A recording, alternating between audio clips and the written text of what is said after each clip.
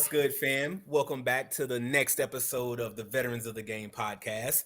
I am your host, Army Chief Warrant Officer to Maine Terry, and today I have a very special guest, my baby sister, Miss Quatyia Gatlin. How you doing, sis? I'm doing pretty good. How Doing are pretty you? good. I'm doing all right. I'm trying to beat the Texas heat right now, but other than that, I'm doing okay.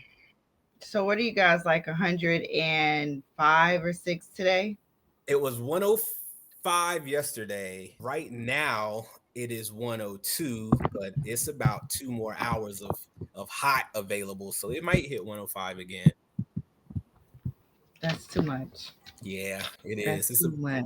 It's a bit much. It's a bit much. But thank you for coming on board. Thank you for joining the For podcast. sure. Thank you for having me.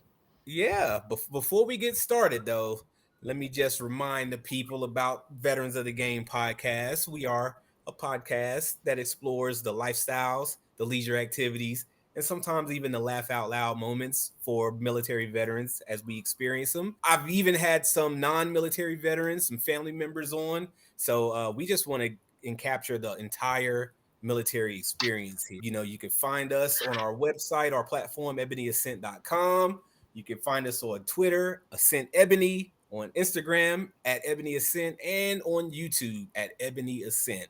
So you can check us out, like, subscribe, follow, hit the notification bells, all of that stuff, so you can stay in the know of everything Ebony Ascent.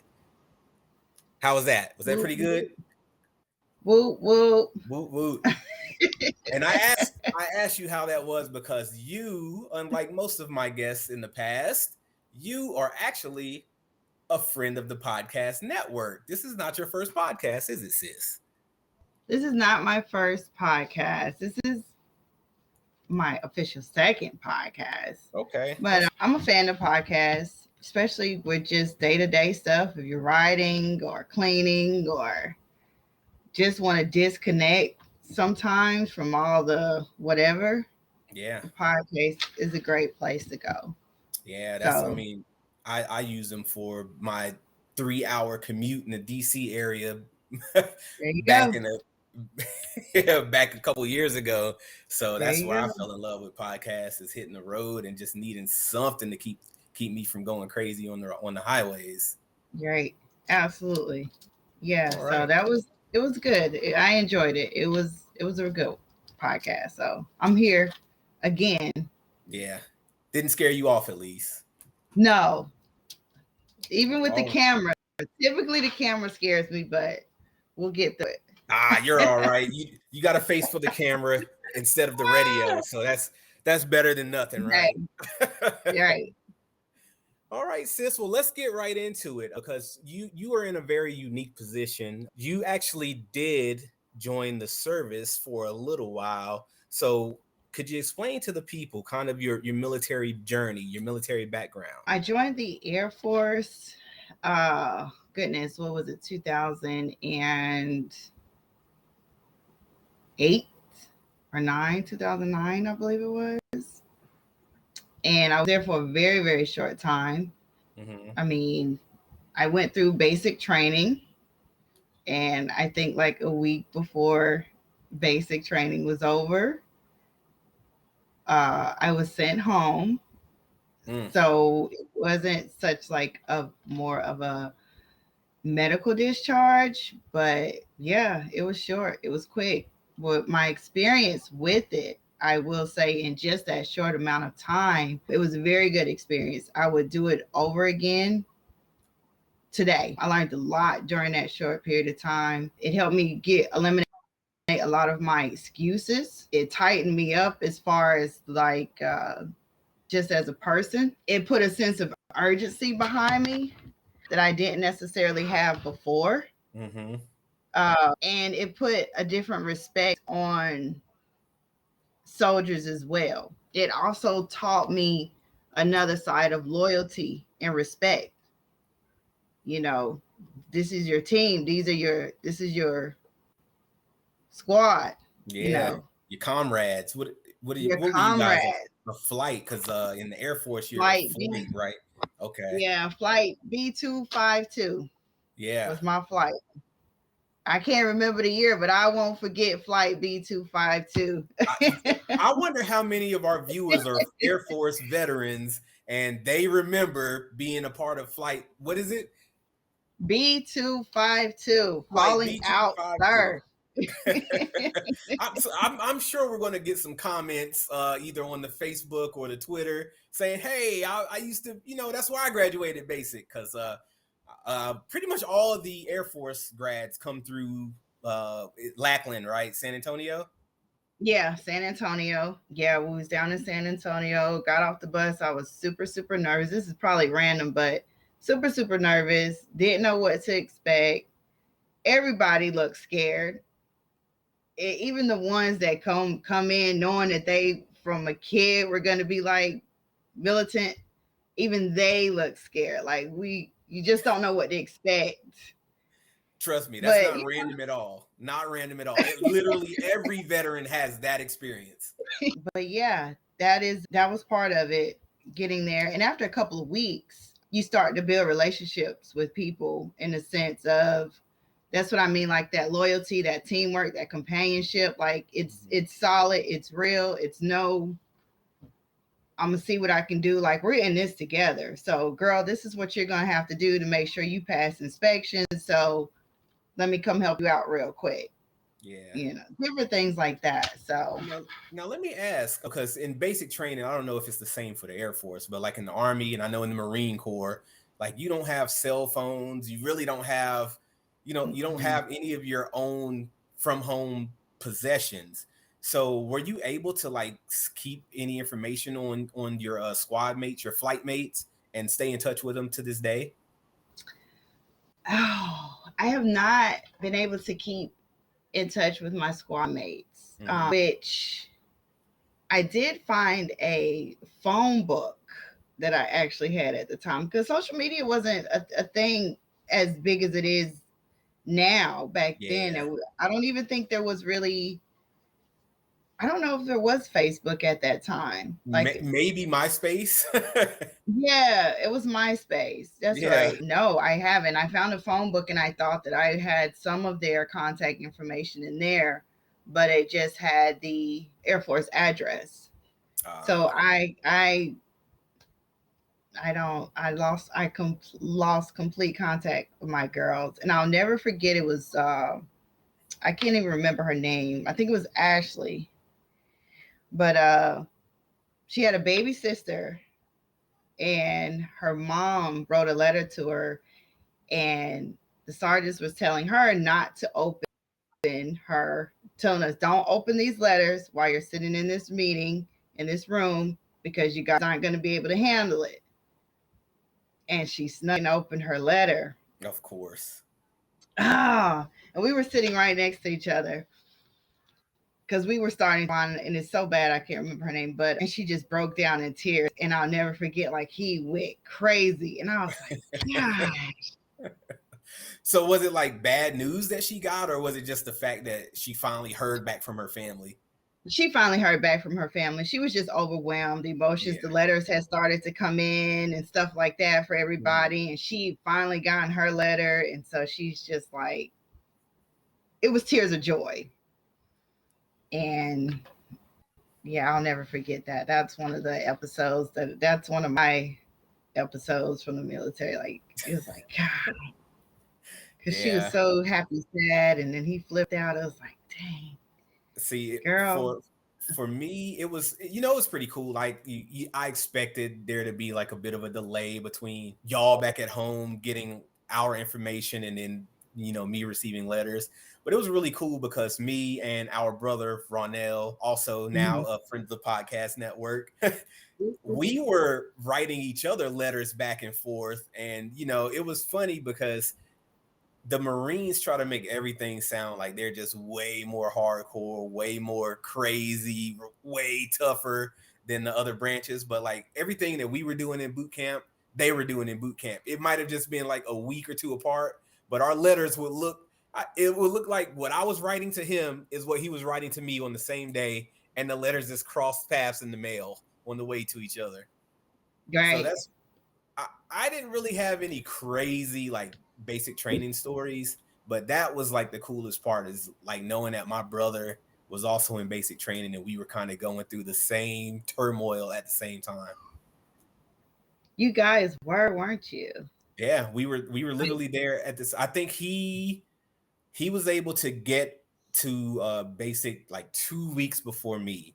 So he was there on September 11th. I think he was on his second day on September 11th. And that was the day that I was at the MEPS joining the Army, was on September 11th. So you ended up in Kentucky and he Yes. was in South Carolina. He was in Paris Island. Yes. And I was Yeah. at Fort Knox. I didn't know you guys were writing each other in boot camp. Yeah, we were writing letters to each other, and you only got a couple of minutes to get your words out before the drill sergeants are barking at you, and it would be like, Right. oh, today we did this and this, and tomorrow I got to go do this, and what's it like for you? And then he'd be like, oh yeah, today I did this and this, and last week I had to go and do that, and so expect this, and like that was our communication, and it would be, it'd take like 4 or 5 days to get the letters from Kentucky to South Carolina or Right. back and forth. But yeah, our letters would be basically like, I just did that, I'm doing this next. Oh, I already did that, I'm doing this next. Right. And like, I'm better than you. I'm still better than you.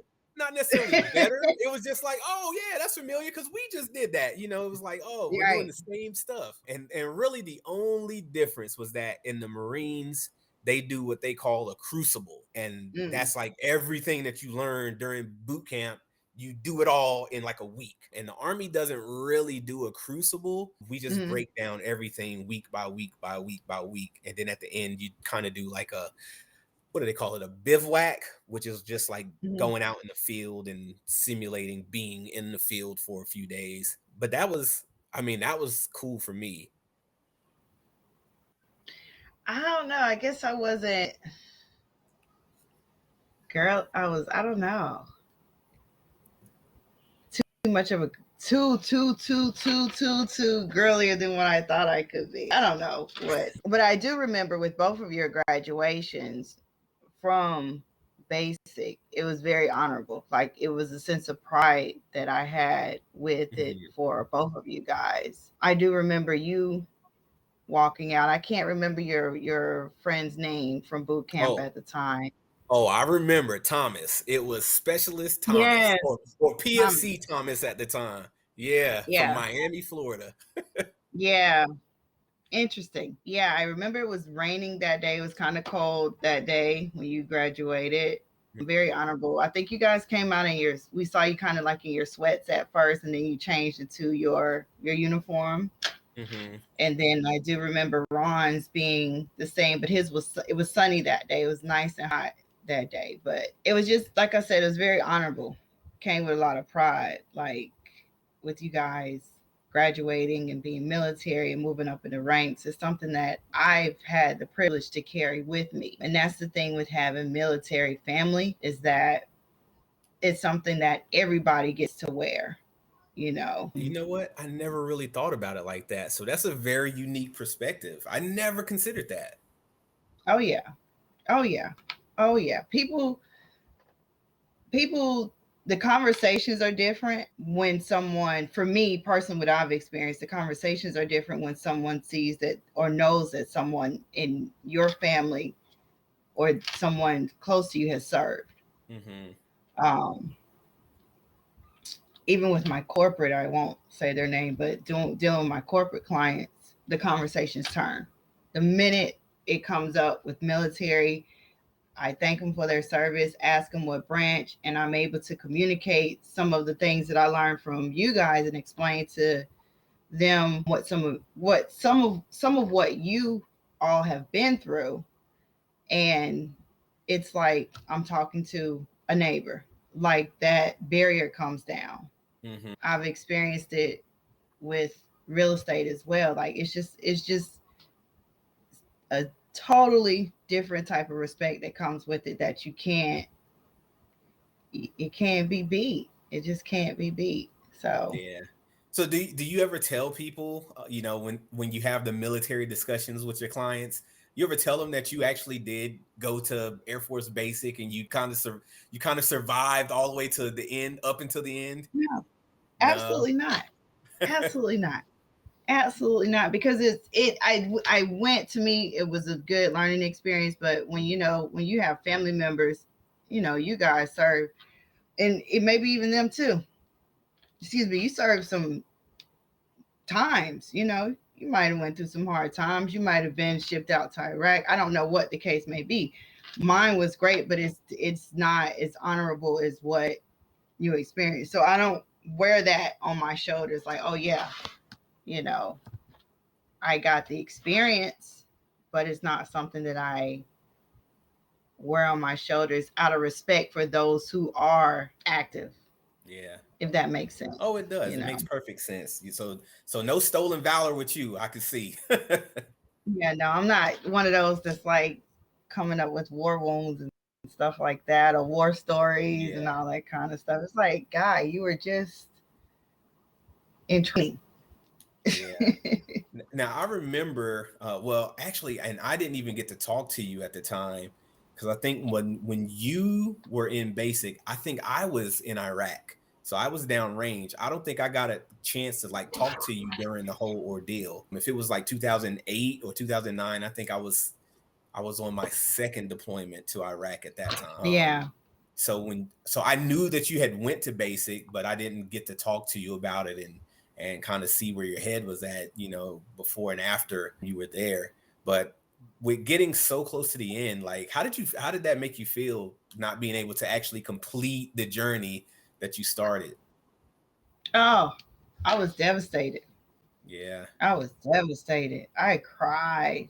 I cried so bad. Master Sergeant Faust was his name. Mm-hmm.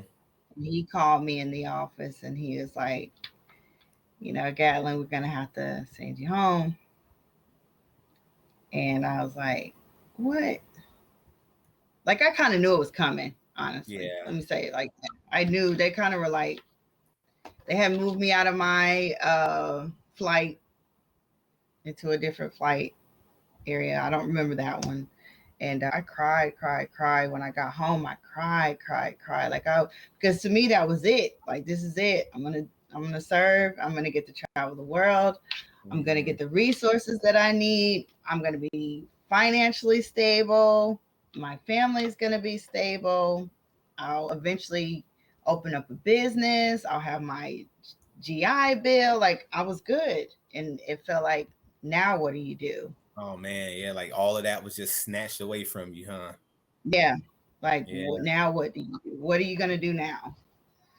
So it was tough, but like I said, I would do it all over again the same way because I've learned so much just in that short period of time. Like, when they tell you that basic training is intense, it's intense. Like, you will grow drastically in just that, however, 30, 90 days or whatever the time frame may be for your Mm-hmm. particular branch. You're gonna grow. Period. You're gonna grow. And I like how you put it gave you kind of that sense of urgency. Like it's on the civilian side, you could just see people like just kind of complacently moving through life, and Hmm. the military will they'll snap that out of you, like you said, in 10, 15 days. They snap that out of you, man, and you do pick up this sense of urgency. And you can kind of tell, like, just looking at the way people maneuver in the world, like they were in the service at one time, or this person has Absolutely. never been in the service. You can kind of tell. Absolutely. I agree. I agree. It's a different type of air with a serviceman or woman, if I say it correctly. But yeah, you move different. It's like when you have something to do, you go do it. It's more structured. Hmm. Even if you don't have like a set schedule all the time, or you have a calendar written down, if you know you have to do this, you got to do this, and let's go. Like, don't mess around, don't drag your feet, and don't make excuses about not getting it done, because why didn't you? Yeah. If that makes sense. Yeah, it makes perfect sense. And one of my former guests, we were talking about how it just it being in the military helps you with just planning and making good decisions. It just helps you work your way through a good decision making process. And I think that stuff like that is evident with just, even that short amount of time that you were in the military, just basic training, you came back a completely different person.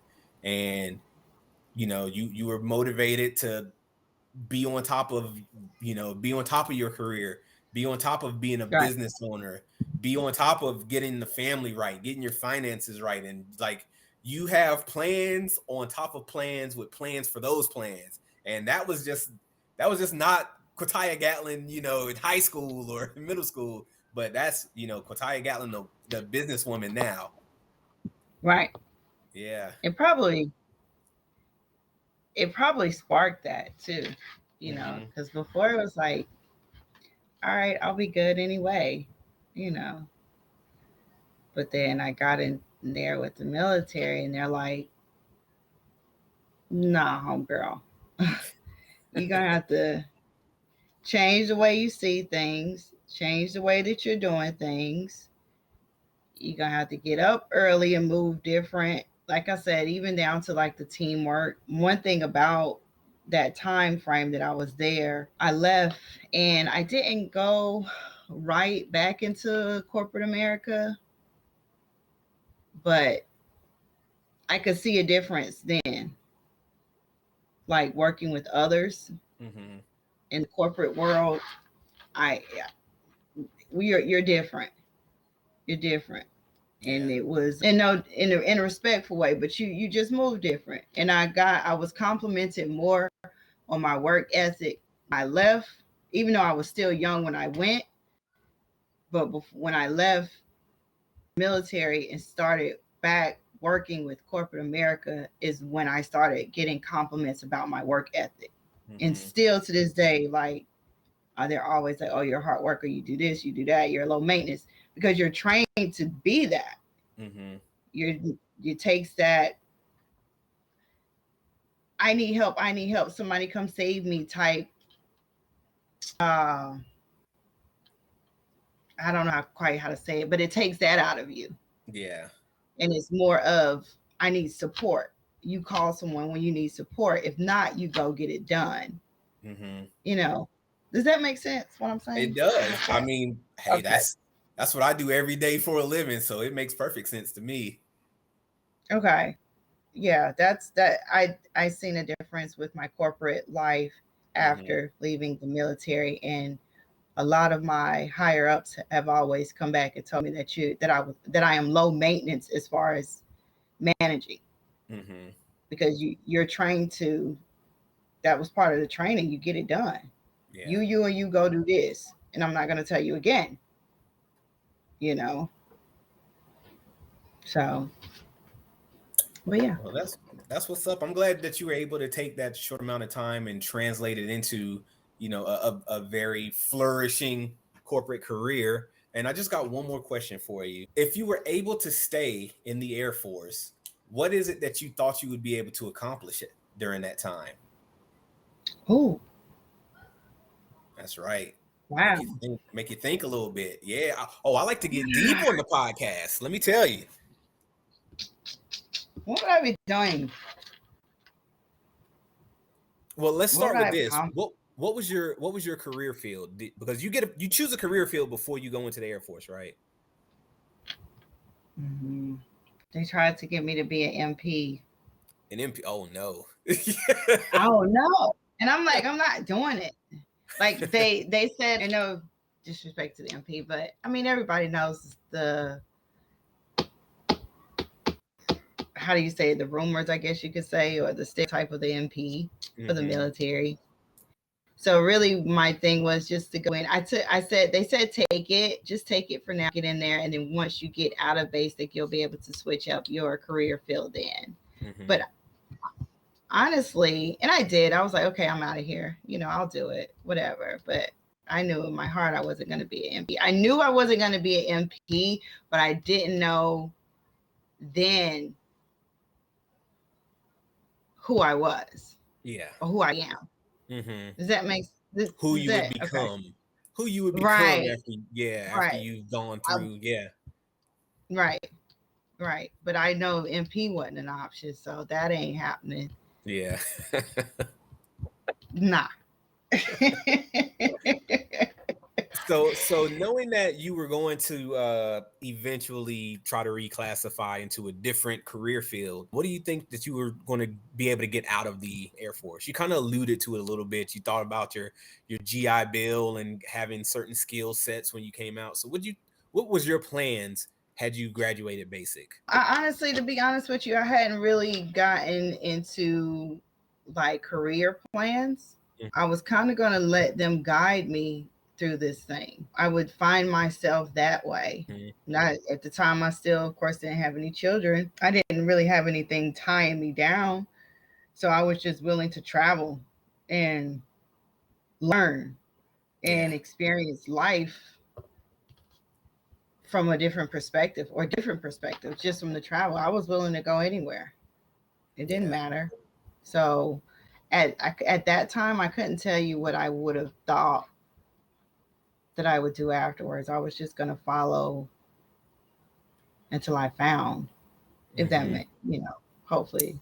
That's a pretty good way to enter the service. If you don't know exactly what you want to do, just be open minded. Hey, say, hey, Yeah, the military is going to give me some experiences, and I'm willing to take them. yeah. That's where my head was at. Okay. We're going to do this. So All right.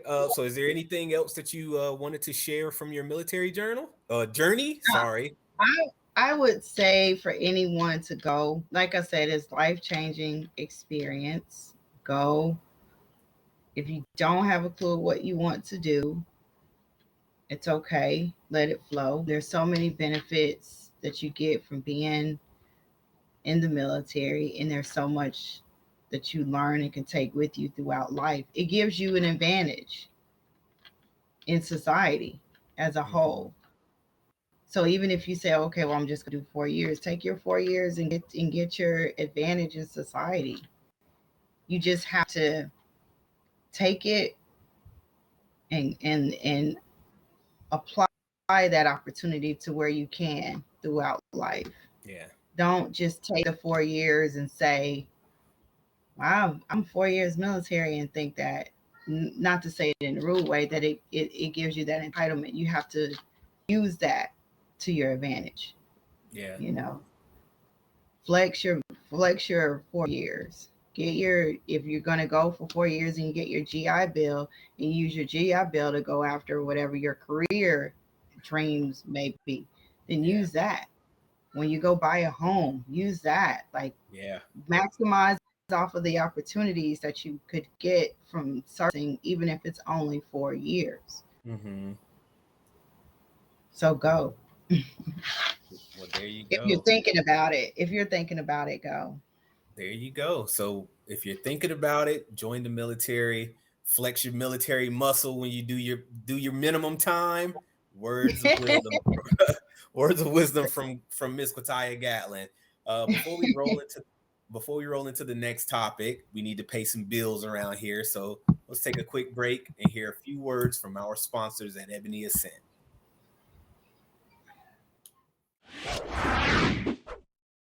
Hey, thanks for listening to the Veterans of the Game podcast.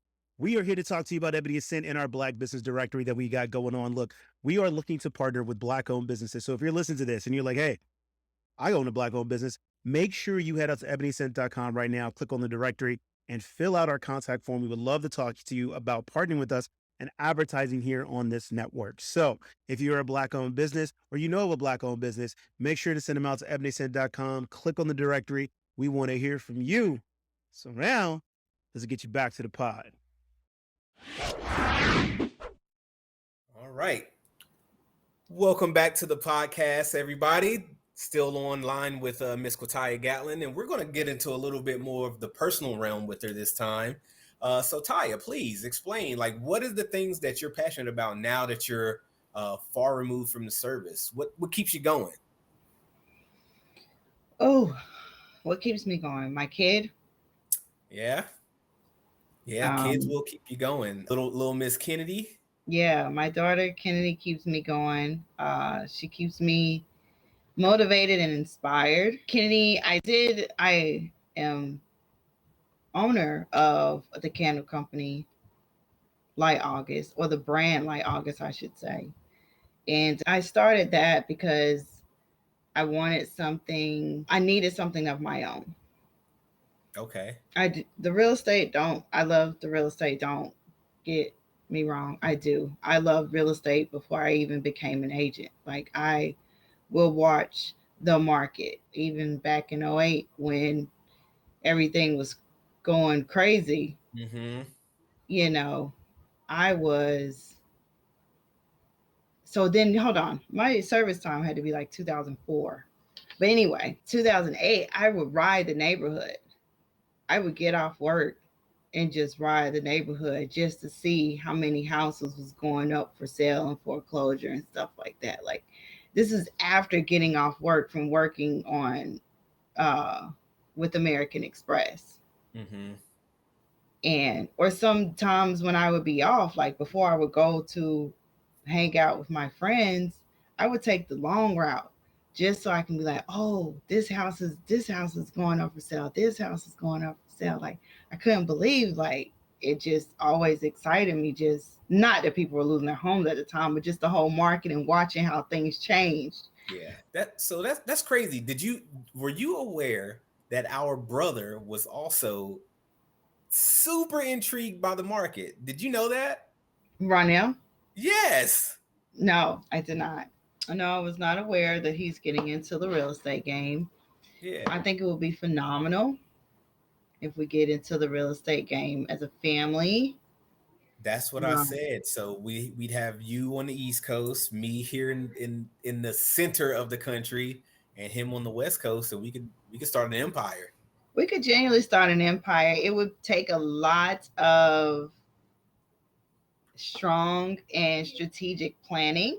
Mm-hmm. We would have to be meeting, in my opinion, like every day, I'm even if good with it that. even if it's something like this. I'm good with Um, that. we need to be very, very clear on our goals and strategies Mm-hmm. in the business year over year, and our market. Where are we marketing? Who are we marketing? And we don't need to waste time on what's not our market.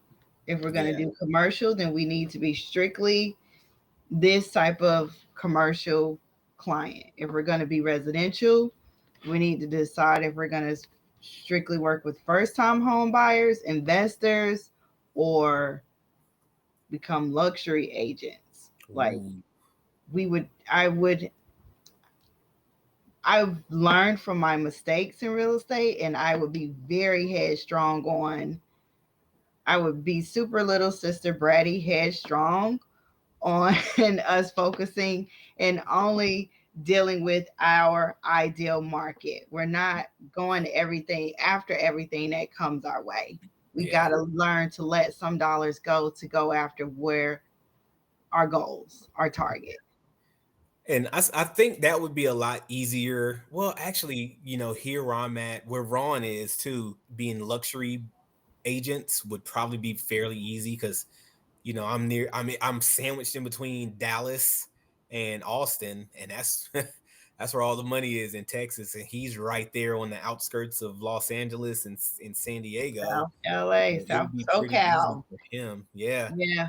I mean, you would probably have to get closer to what, like Charlotte, maybe, or Raleigh. I don't know how big of a market. Either way, I would have to go either way, Charlotte or Raleigh. But Hmm.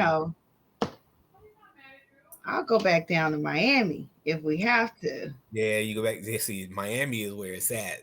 Yeah. Miami would blow all the rest of these markets out the water, Yeah, man. we could go back to Fort Lauderdale, we can go Yeah. back down there. So you've been putting some thought behind this, huh? I'm with it. We just have to have a super strong strategy and game plan. Like, I'm so with it. I'm telling Okay. you, I've learned from mistake after mistake after mistake. Hmm. I know when to kind of sit back and not keep tumbling over myself. It's not that I'm out of the race. I just need to sit back and say, okay, what are we doing? Why are we doing it? And how are we going to get this done? And why is this important to us? And where is our revenue lie?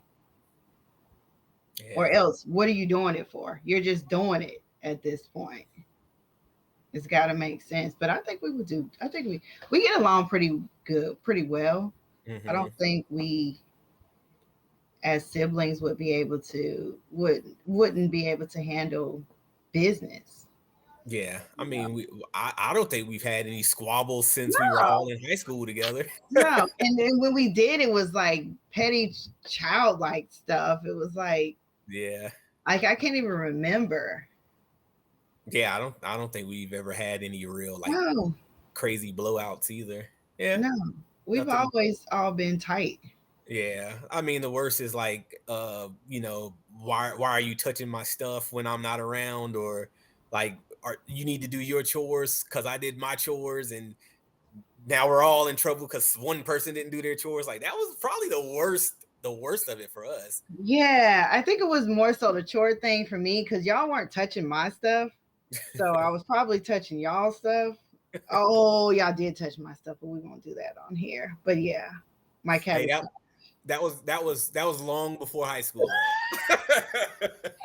It guys traumatized my cabbage patch. So yes, but yeah, other than that, I know nothing of what you speak. So next topic. Other than that, yeah, I think it will work. I think it could. So we're not gonna release any other trade secrets right here on the podcast. We don't want anybody stealing our empire out from under us. No trade secrets. I will say for anybody that is interested in doing that, whether it's with family or whoever, get a mentor.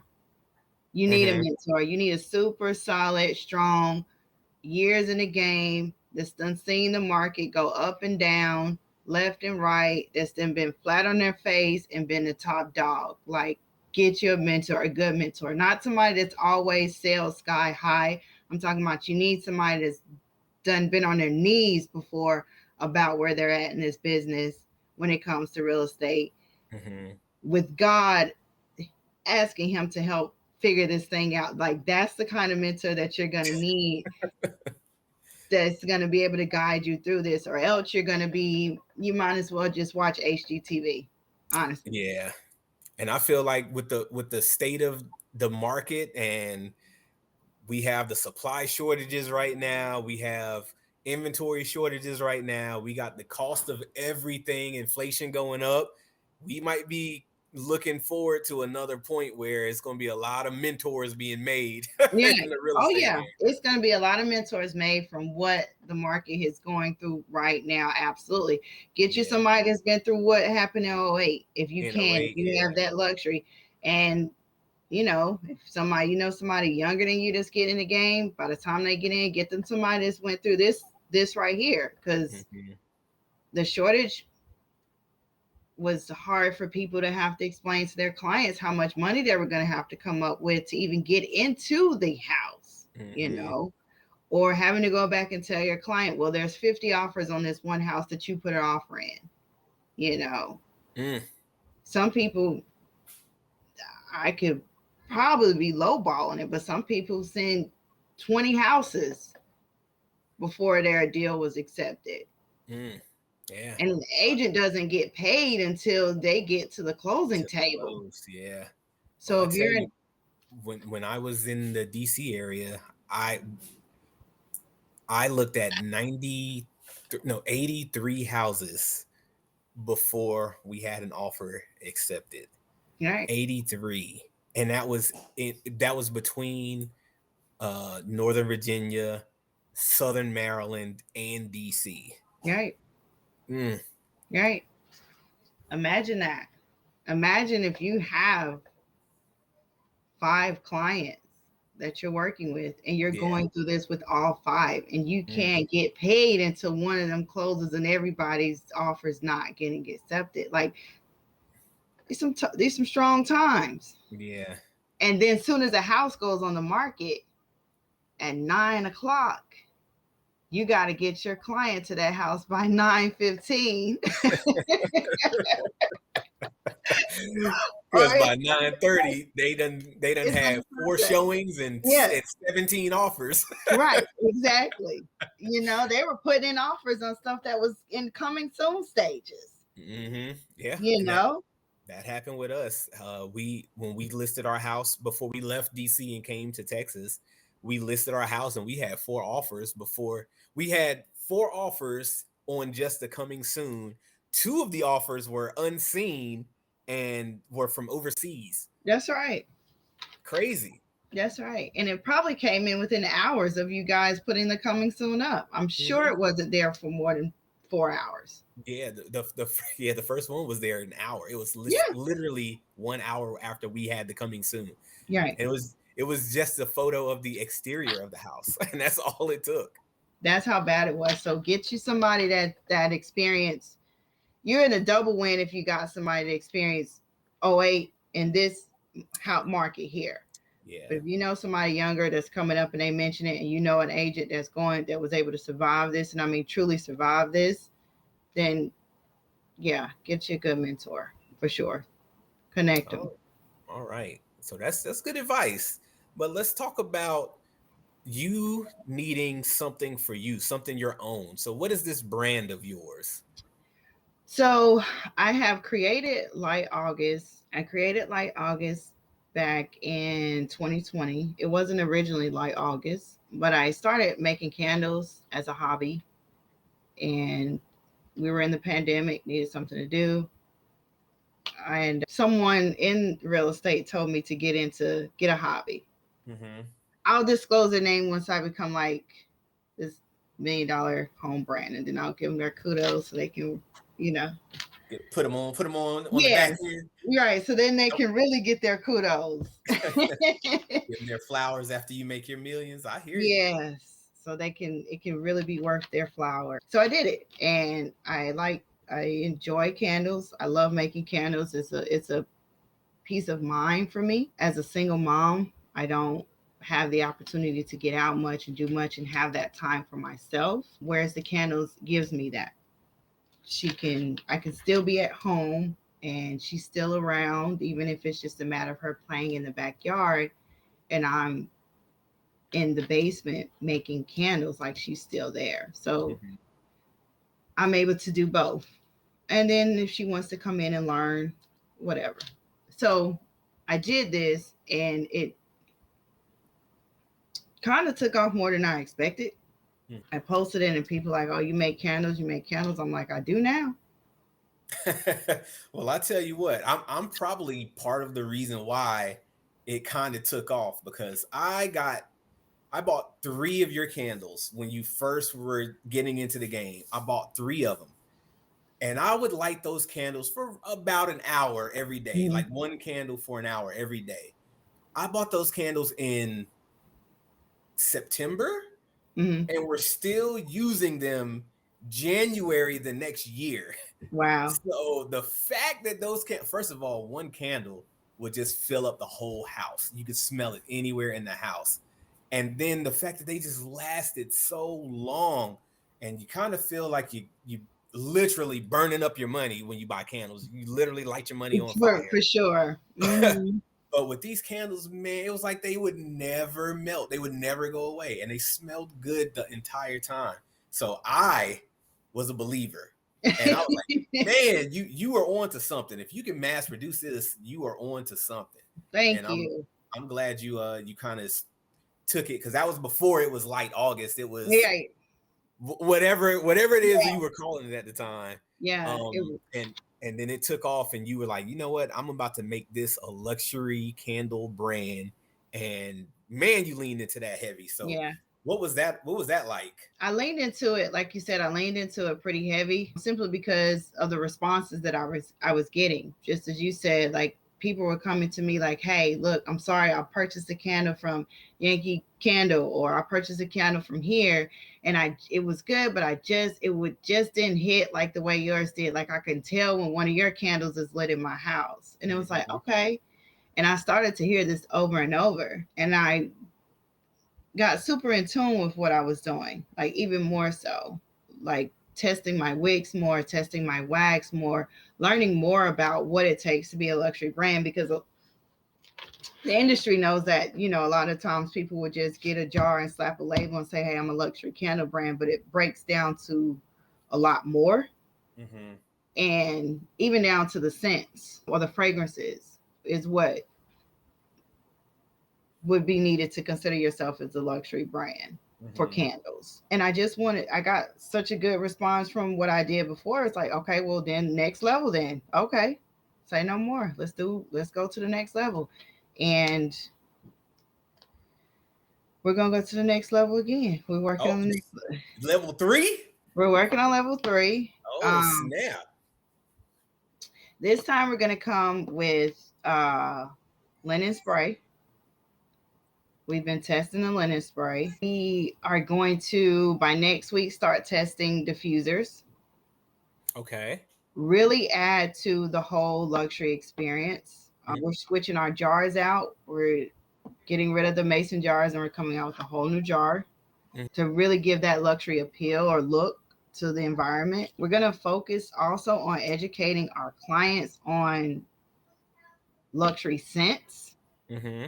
And the value of a luxury scent when it comes to creating an atmosphere, because fragrances trigger memory and it does a thing with your brain, if you would say. Mm-hmm. So we're going to make sure that we educate on those pieces as well. But the ultimate goal. So this is what, level 4, level 13? What are we looking at for the ultimate goal? I don't know what level this will be, but I haven't decided that just yet, but we're going to be a luxury home decor brand. Okay. So we won't just, in the end, be just making candles. We'll look into doing pillows. We're going to look into doing linen. We're going to look into doing things like curtains. Eventually, probably level 13, 14, we do want to look into maybe furniture. Like, we really want to make it a home brand, a home design brand. And even if, not to give away all the secrets, but, I'll build it up and sell it. You guys can have it. Yeah. I mean, that's kind of the goal for a lot of entrepreneurs, is to make a name, get a good valuation, and then sell that puppy. Yeah. I mean, it's big. It may take some years from now to do that, but I'm not holding on to it with dear life. Like, mm-hmm. And that's what I'm happy that I went through the things that I went through in real estate, because it wouldn't have brought me to this now, because now I have something that's my own. Mm-hmm. This is mine. You can't take this away from me. Corporate can go, real estate may have its hiccups, but like August this is mine that I can give to my daughter tomorrow, and there's nothing you can do about it. Yeah. The checks are cut by me. We decide who gets to get paid around here in like August. Oh man, boss moves. Yeah. Even if it's, a little whatever from a vendor event, we cut check. We're cutting the checks. We decide who we want to pay and who gets paid. And that's what I want to show my daughter. Even if she decides to go corporate, if she decides to do real estate, if she decides to do whatever it is that she decides, I want her to understand that you got to get something of your own regardless. Mm-hmm. Stand on your own in some kind of way. So, yeah. So the name Light August, where did that even come from? Oh, goodness. I just needed a cool name. August is my birthday month. Of course. It's the best month of the year, obviously. And August means like grand, mm-hmm. Kind of like royal, you could say. I think some translations will give you like godlike. Mm-hmm. So if you're going to have a luxury brand, even though it was not a luxury brand per se at that time when I first started, that was the goal. Mm-hmm. So we're going to light. The light is kind of like shining the light, mm-hmm. Type of deal, or like light and airy type vibe, to that luxury, that grand, that royal, that godlike feeling. Mm-hmm. So I didn't let where I was at stop me from where I know I want to go. I know the goal was ultimately at that time luxury candles. So I just named my brand that without it even being that. Mm-hmm. So that's where the name came from. I wanted something to express that luxury, but something different without it screaming luxury, if that makes sense. Yeah. When you, I guess. So yeah, Okay.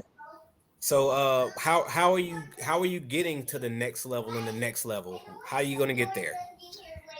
that is a very good question, and I'm glad you asked. What I have been doing now to which I didn't do before, but now what I'm doing is I'm very in tune with my quarterly goals. I'm keeping track of what works when I do vendor events or pop-up shops, whatever it may be. Get more in tune with what my customers like. I'm in tune with my yearly goals, Mm-hmm. revenue. I'm also working on my business credit, and I'm not just working on my business credit so I can get cars and houses and things like that on my name. I'm working on my business credit because it's important to me that if I do get to a point where I'm ready, when I get to a point that I'm ready to sell the brand, that's something that I could take with me as well.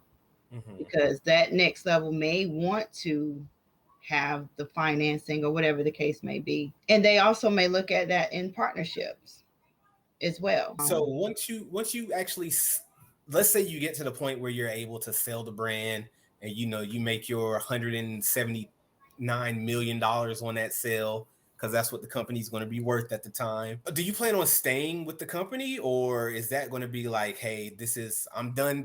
That was the last era, and now we're on to a new era? Mm, I don't know. I don't know. I don't know. I haven't decided on that yet if I would stay with the company. I might Mm-hmm. sit back.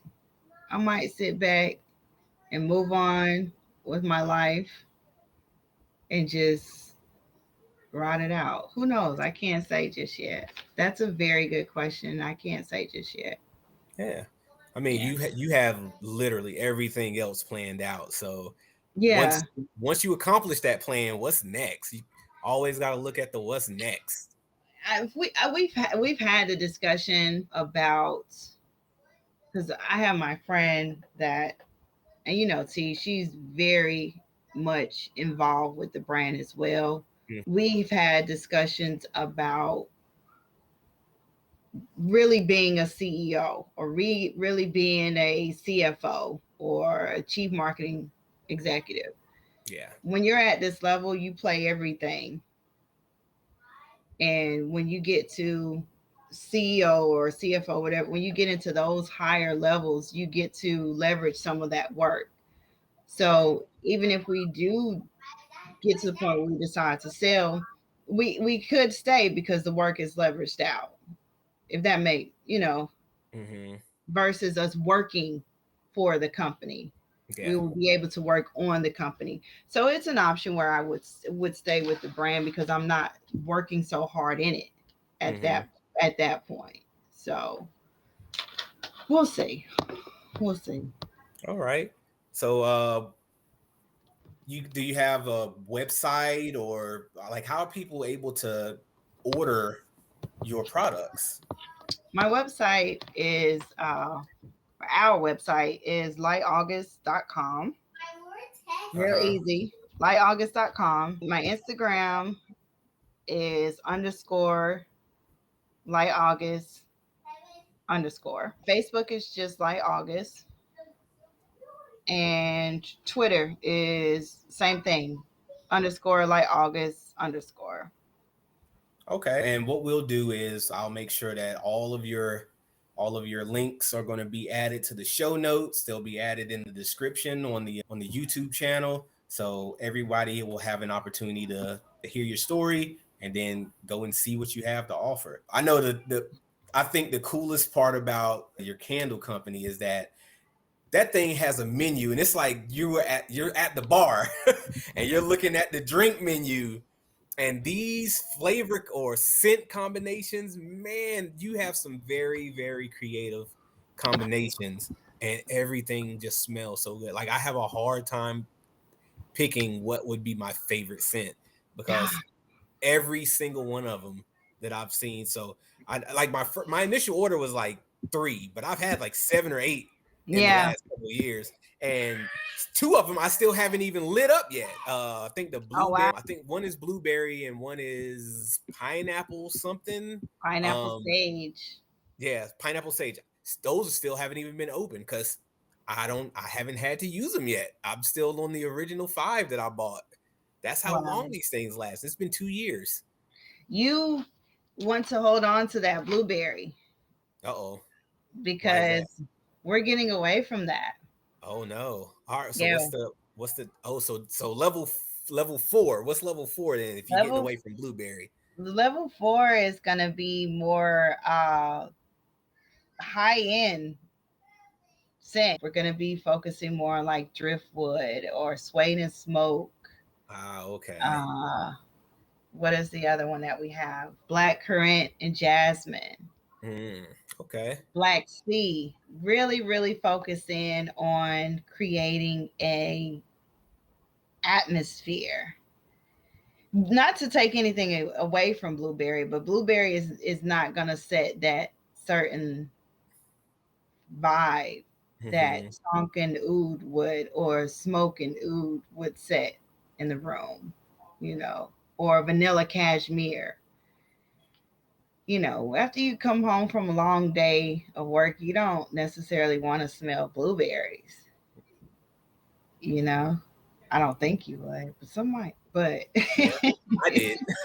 you did. I did. Yeah. I wanted to smell some blueberries because just my experience with the first few that I had. Yeah. And that was blueberries. You wanting to smell that, and someone wanting to smell that goes back to our emphasis in focusing on these scents. It's triggering something. Some people might like it just because it triggers a memory or a certain experience that they have as a Mm-hmm. child or whatever the case may be. So we're just wanting to create that luxury vibe or experience for everyone. Yeah. So you don't have to feel like you have to travel or be in some fancy hotel or whatever to get that vibe or that feeling. Just light your candle. Just light Yeah. our candle, sit back, relax. You'll get that feeling. Or Hope or the or diffuser. a diffuser or Yeah. the linen spray. I sprayed the linen spray in here yesterday and it was like, oh my God, I think And we got it, guys. okay. All right. So you cooking up the recipe already, huh? Yeah. So we should be, hopefully by September, we'll be at the Black Lux event in High Point, September Mhm. 10th from 12 to 6. We'll be there. Hopefully we'll have our website. Everything should be good and ready. Like we should be ready to relaunch everything September. In September. Okay. Yeah. All Yeah. right. September 10th.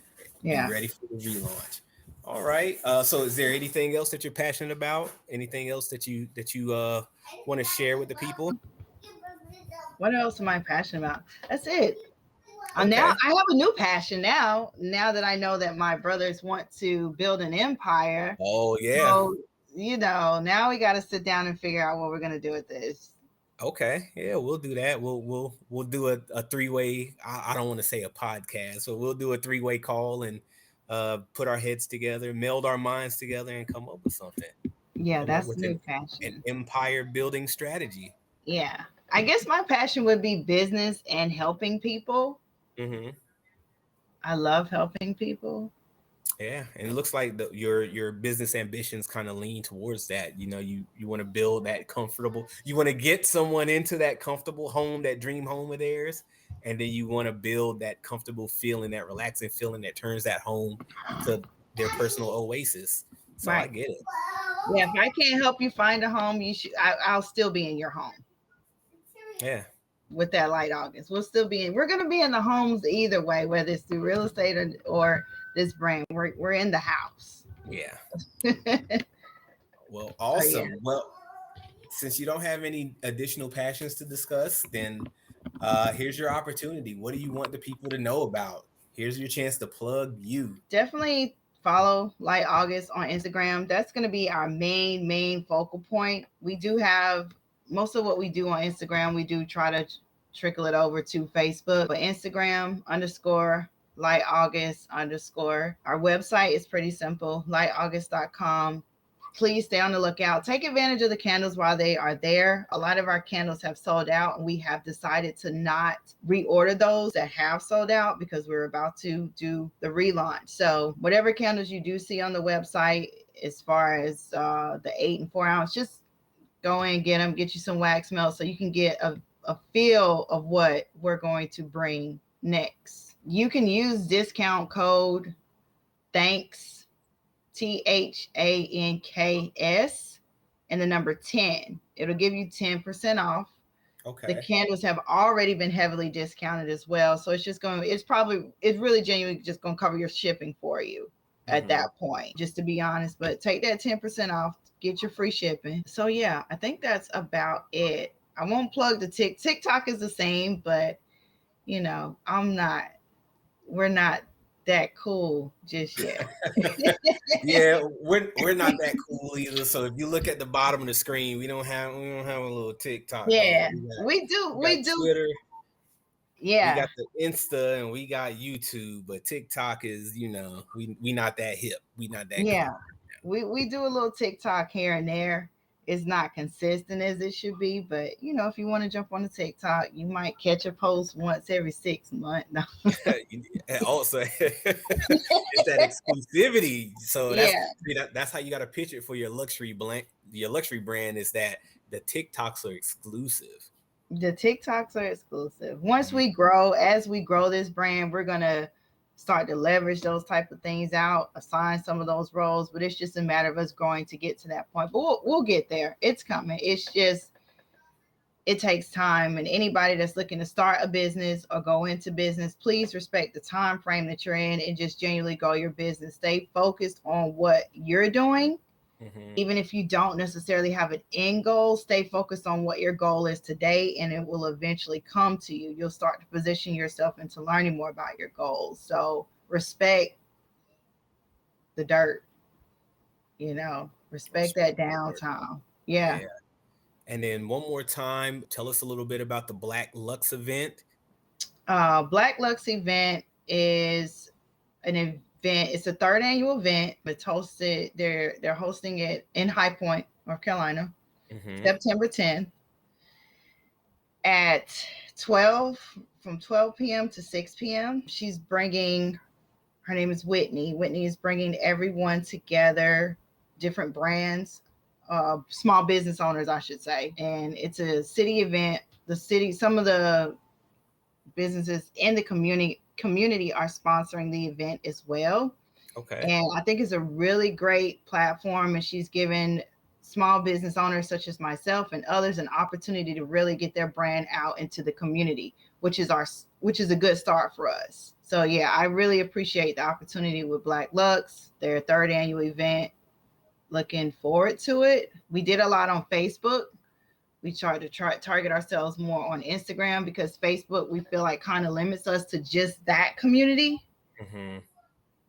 And Instagram opens up more, and I think this Black Lux is going to open up more as well. It's going to take us beyond our Facebook friends and family. She's going to open up for us to really get out into the community, because sometimes we get on Facebook and we think we're we're out in the community when we're not necessarily out in the community. We're just still, you're kind of tethered to either the people or the people they know, and that's about as far as your reach is.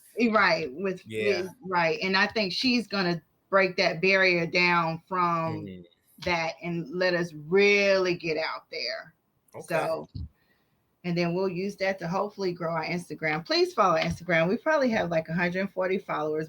There's not much content now, but this go around we're gonna bring it, so it'll be fun. All right. It'll be fun. Once again, we'll have all the links, all the socials. We'll have them all in the show notes, all in the podcast description, the YouTube description. So just click the links and follow Light August and be part of the level up, the level up of the Light August home luxury brand. Yeah, we're coming. All right. Well, sis, I appreciate you coming on the podcast, being a recurring guest on the podcast network, Ebony Ascent. You got any parting words for the viewers? I keep going, guys. It's gonna get tough. Just keep going. You'll get through it. Do some research. Go to the source. I know YouTube University is the big deal these day and age, but if you have a question about whatever it is your concern is, go straight to the source. Don't necessarily rely on that. Go where you need to go. Get you some mentors. Trust me. But yeah, thank you guys for this opportunity as well. I appreciate it. Yeah. I think it's great what you're doing, honoring the vets and the servicemen and women. So I think this is going to be big, and continue to do it. Continue to do it. I hope it does get big. I hope that we're able to kind of help with that exposure as well, and really kind of shine a light on the human side of military service. A lot of people, they see the military and they just think you're structured and you're loud, you follow orders, and you just go do what you're told. And really, I just wanted to kind of show, hey, veterans and their families, we're people. Once we take the uniform off, we're people, and we have our own hobbies, and we have our own goals and interests, and strategic plots to build a global empire with your family. We have all of that. We have, we're regular everyday people. We just, sometimes we gotta go from taking orders to giving orders. Yes. Retire and boss up, level up all the way. Yes. So I appreciate you coming on and kind of just understanding, what the whole podcast stands for, and sharing your experiences, and giving a piece of yourself to the military audience who also have daughters and sisters and brothers and sons and family members who are affected by the service that we serve in. Yeah, so thank you. Absolutely. Thank you, guys. It's an honorable badge to wear for your family. So anybody that's listening that has family, honor that.